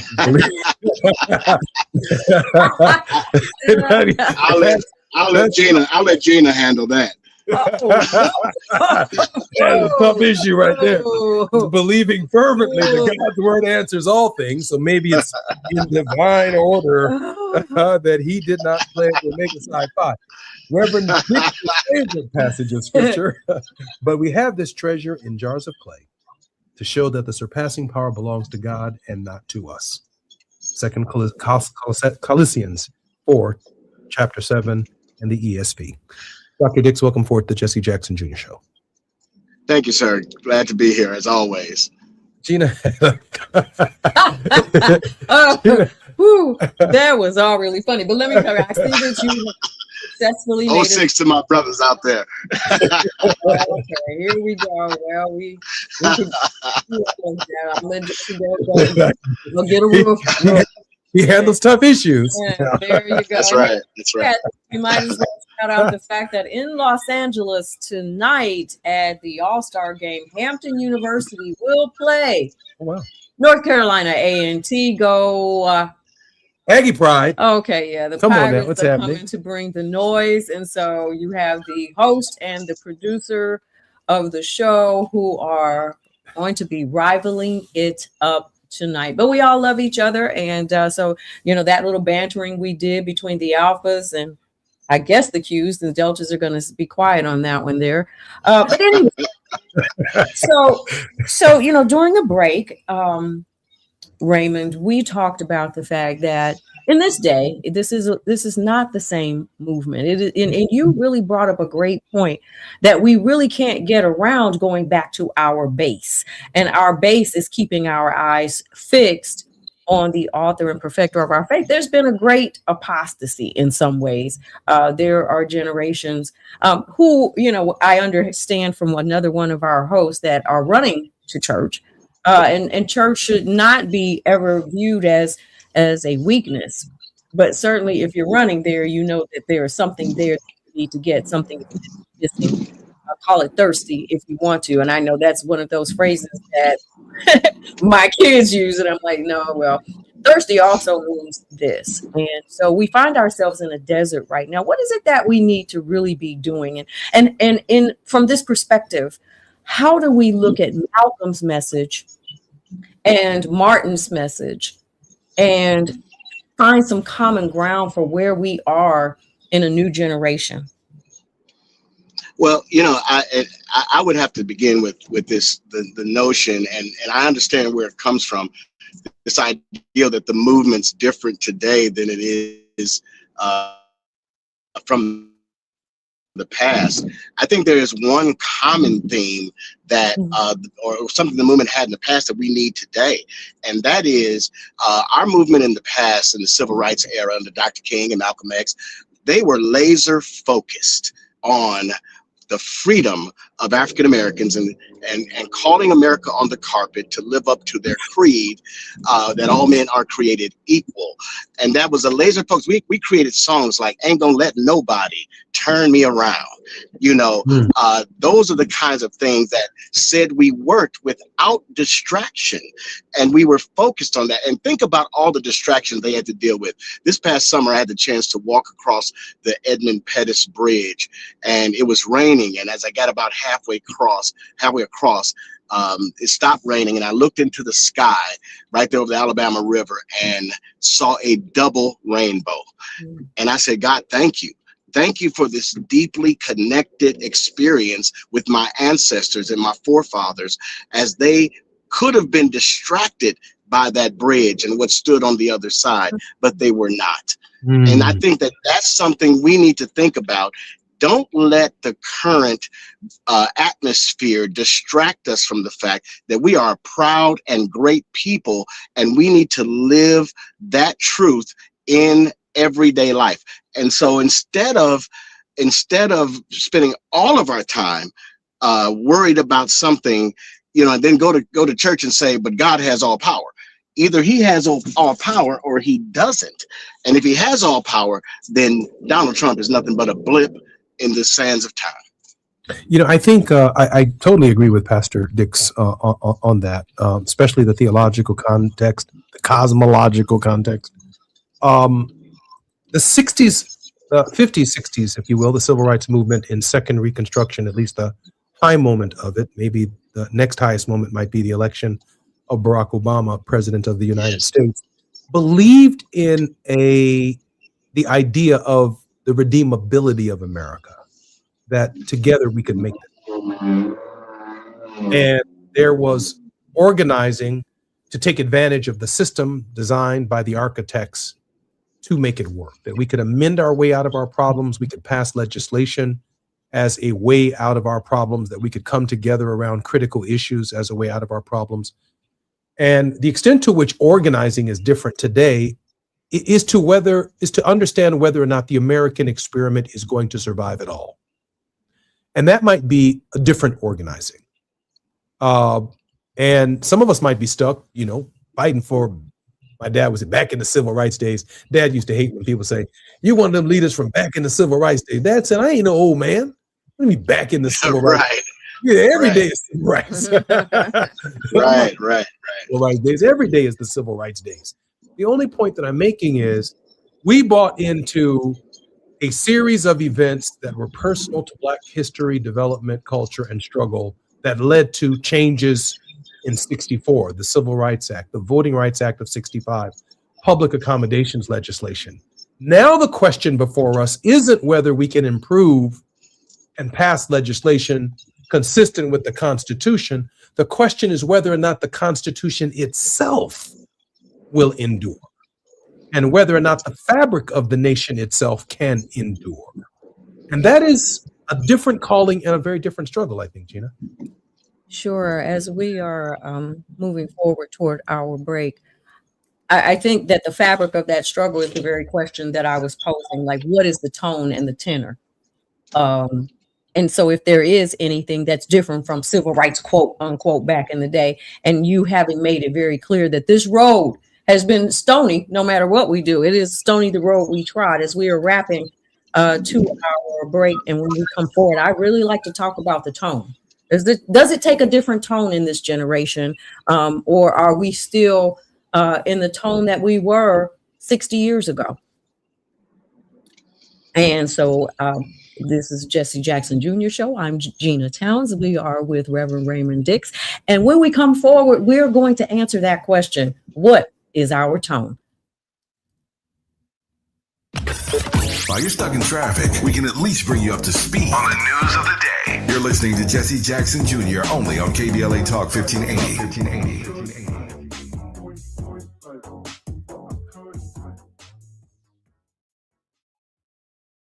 What if poetry wasn't something you studied, but something you felt? Poetry for the People, the June Jordan Experience, is now live at the Fountain Theater in Los Angeles, celebrating the life and legacy of June Jordan, visionary poet, activist, and truth teller. This vibrant musical experience brings her words to life with rhythm, joy, and power. Directed by Raymond O. Caldwell and featuring music by her longtime collaborator Adrian Torft, it's joy as resistance, love as liberation, and poetry for the people. Tickets are on sale now at fountaintheater.com. That's fountaintheater.com. Getting around LA doesn't have to cost a lot. Metro has fares that fit every budget. 20 free rides for qualified riders through the Life Fare program. Free passes for students with GoPass and affordable options for everyone in between. Wherever you're going, Metro's got you covered. Visit metro.net/fare programs. Welcome back to Winter Hack Radio, the place for clever hacks to survive the season. Icy driveway? Well, try spreading sand or birdseed to help with traction. Snowy puppy paws? Well, grab a whisk, brush it off, done. Catch COVID-19? Well, just get... Actually, there's no hack for COVID-19. But if you test positive, prescription medications for COVID exist. Ask your doctor if they're right for you. Visit PfizerForAll.com to learn more. Sponsored by Pfizer. Pizza's here. Oh, great. I'd love some, but I'm worried about my stomach issues. If you're worried about having diarrhea, gas, bloating, stomach pain, or loose, oily stools, it may not just be stomach issues. It could be a condition called exocrine pancreatic insufficiency, or EPI. With EPI, the pancreas doesn't release enough enzymes to break down food, but EPI is manageable. Use the symptom checker on identifyepi.com and talk to your doctor. That's identifyepi.com. Sponsored by AbbVie. It's game day. Are your moderate to severe Crohn's disease or ulcerative colitis symptoms keeping you from the action? Skyrizi, risankizumab Riza, could help you get back to the game. Skyrizi is proven to help people feel significant symptom relief, achieve remission, and visibly improve damage of the intestinal lining. Skyrizi is a prescription injection medicine for adults. Don't use if allergic to Skyrizi. Serious allergic reactions, increased infections, or lower ability to fight them may occur. Before treatment, get checked for infections and tuberculosis. Tell your doctor about any flu-like symptoms or vaccines. Liver problems leading to hospitalization may occur when treated for Crohn's or ulcerative colitis. Control is everything to me. Ask your doctor about Skyrizi, the #1 prescribed biologic in Crohn's and ulcerative colitis combined. Learn more at skyrizi.com or 1-866-SKYRIZI. KBLA Talk 1580. We've got a lot to talk about.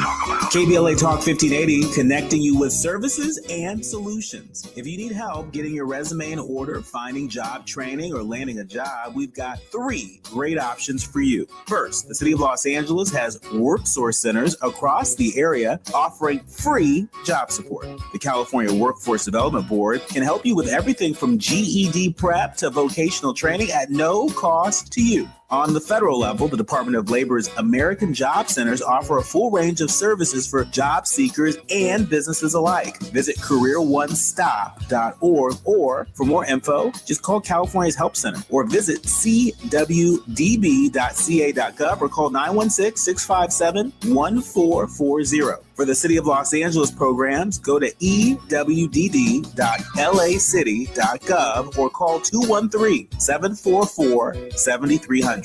All these services are free to help you get your next job. This is a community call to action from KBLA Talk 1580.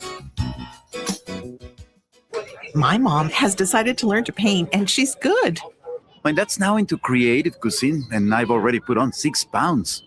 Learning new things comes with age. My mom, she started forgetting my name and what we're talking about. Forgetting well-known things doesn't. Memory loss may be a sign of Alzheimer's disease. Early detection gives you and your loved one time to plan for the future. Learn the warning signs of Alzheimer's at 10signs.org. Brought to you by the Alzheimer's Association and the Ad Council. Did you know about 1 in 3 people with plaque psoriasis may also develop psoriatic arthritis, which causes joint pain, stiffness, and swelling? Does this sound like you? Listen to what it sounds like to be a million miles away. Tremfya, guselkumab, taken by injection, is a prescription medicine for adults with moderate to severe plaque psoriasis who may benefit from taking injections or pills or phototherapy, and for adults with active psoriatic arthritis. Serious allergic reactions and increased risk of infections and liver problems may occur. Before treatment, your doctor should check you for infections and tuberculosis. Tell your doctor if you have an infection, flu-like symptoms, or if you need a vaccine.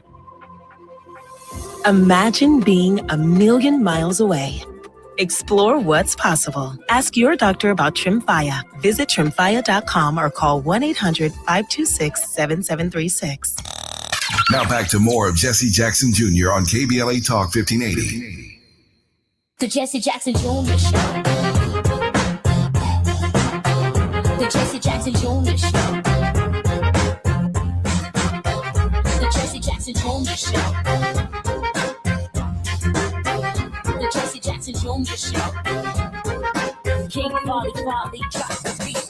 Come on and talk with me. Come on and listen to me. Come on and talk with me. Come on and listen to me.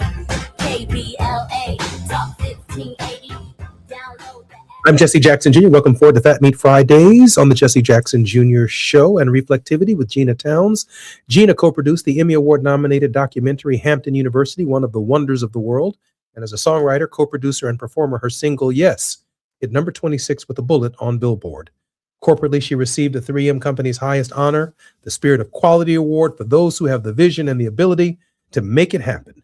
Gina transitioned her skills into full-time ministry in Chicago and later in Atlanta. She's a native of Gary, Indiana, and a member of Delta Sigma Theta Sorority Incorporated, Kappa Tau Alpha Journalism Society, Alpha Kappa Mu Mu.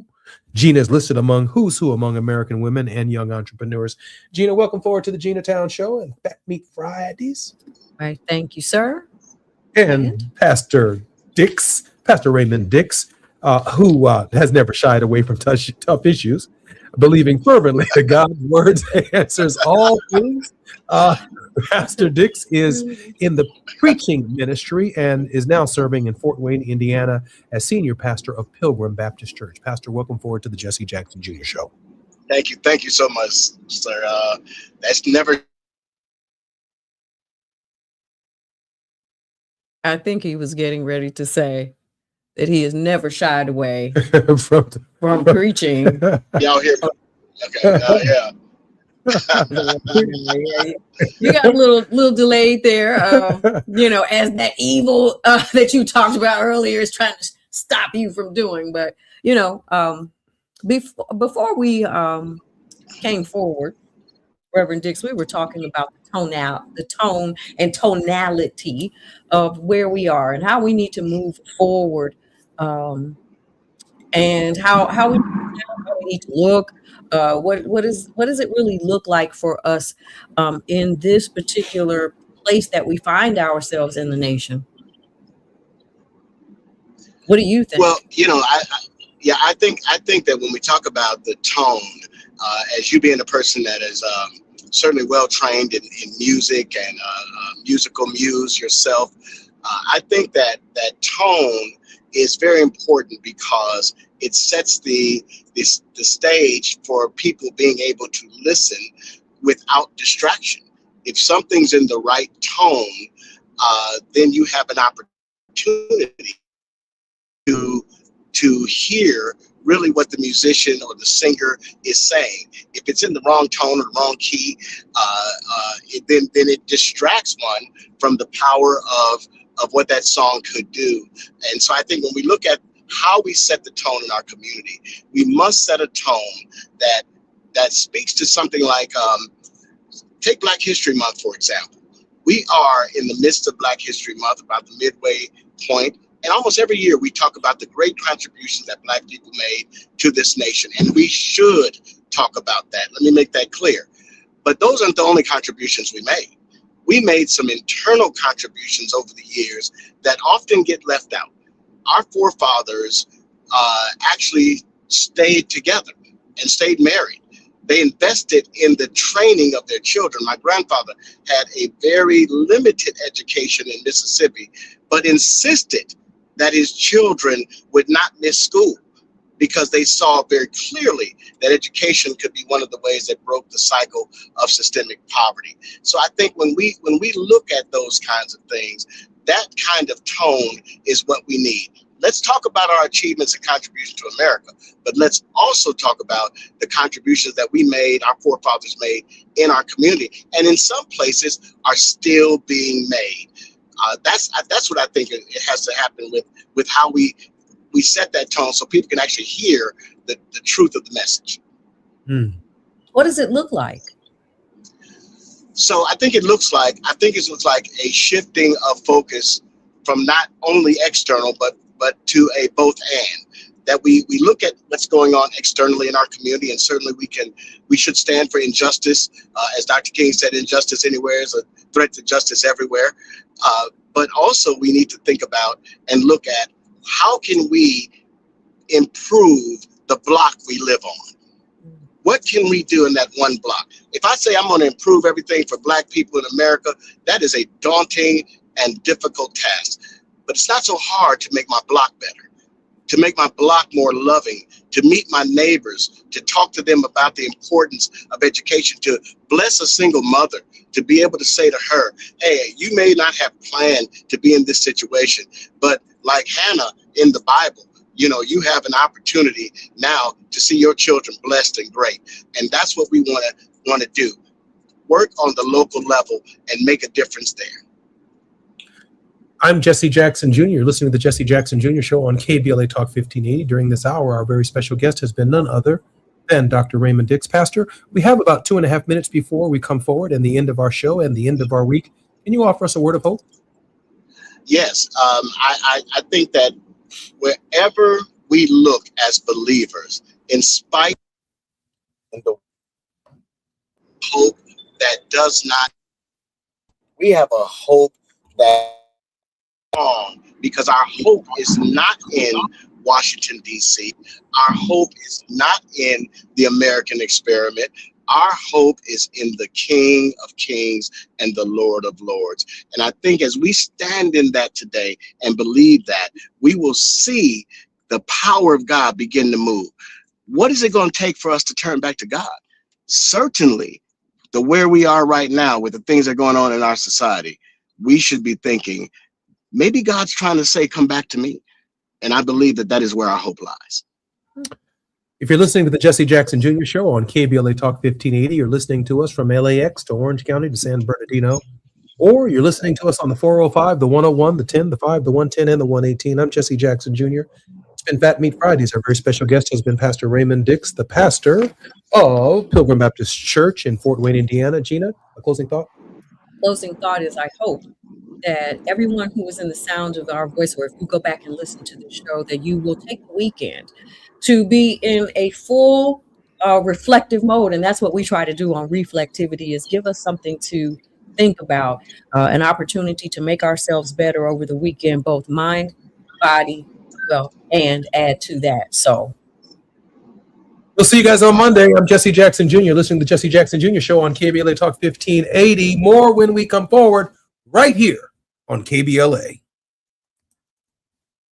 KBLA 1580 Santa Monica. I'm Amber Payton with BIN News.